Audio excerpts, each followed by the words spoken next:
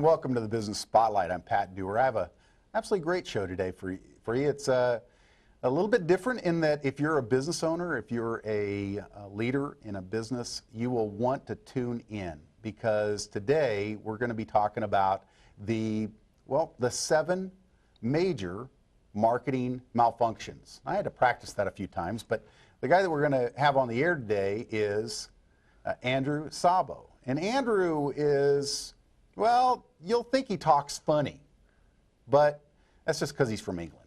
And but what you'll find, though, is that, as Zig Ziglar says when he literally previewed Foundations for Irresistible Marketing, and I think we've got a copy of it right here, but he said, well, that's the whole shooting match, or something close to that. So with that, Andrew, thanks for being on the show.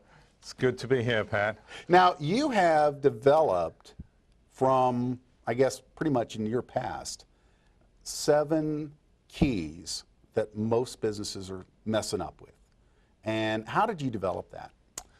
Well, it's quite simple, Pat. You know, sometimes you learn the most from seeing things go wrong.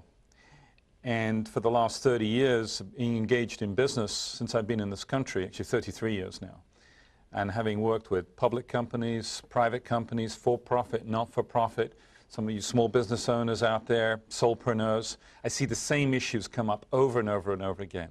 And most of the marketing issues, quite frankly, Pat, are not tactical. There's a lot of people doing things doing things right, but they're doing the wrong things right. See, strategy is figuring out what are the right things to do.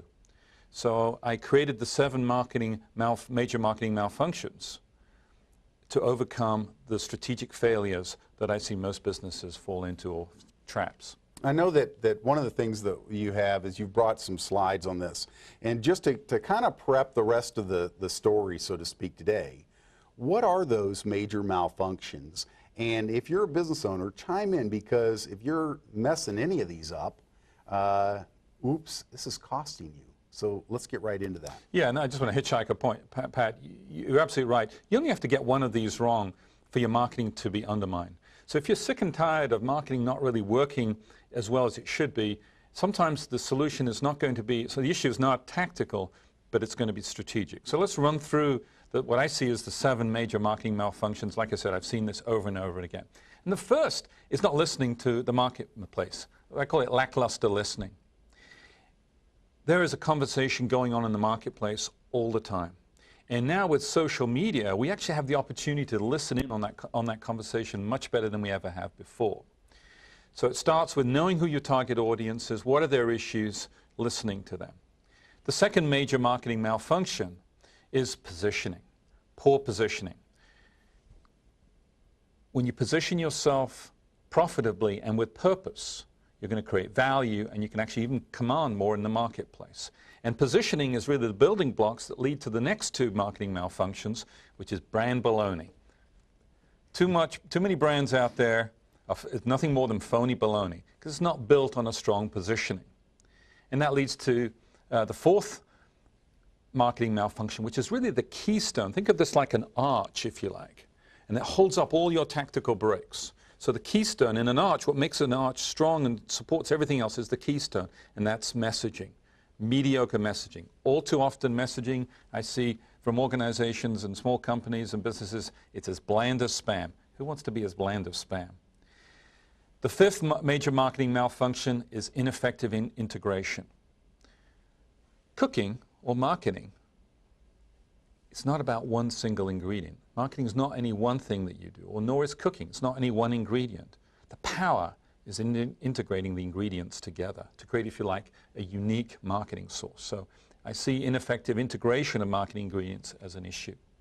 And that leads to the 6th one. All these lead to having a strategic marketing action plan. All too often, and I think it's over 90% of the small businesses and entrepreneurs I work with, they don't have a cogent, strategic marketing action plan.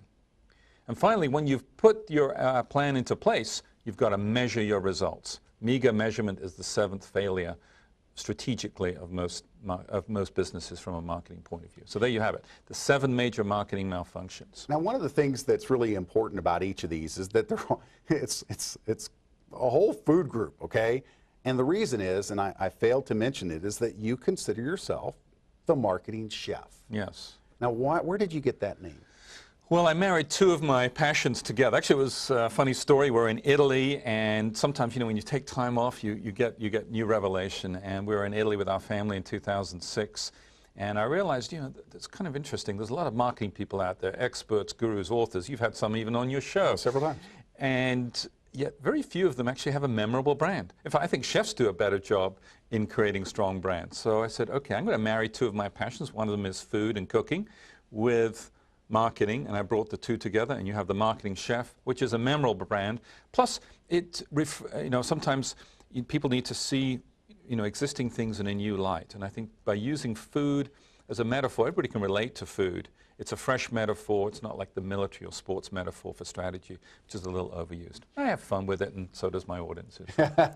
Well, I know that last night we actually had you at the Dallas Expert Network, and he shared a great deal about a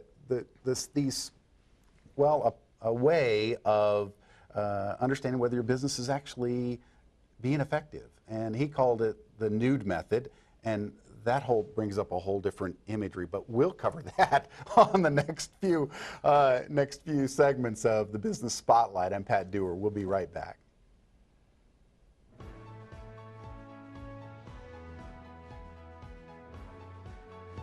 You can become a published author.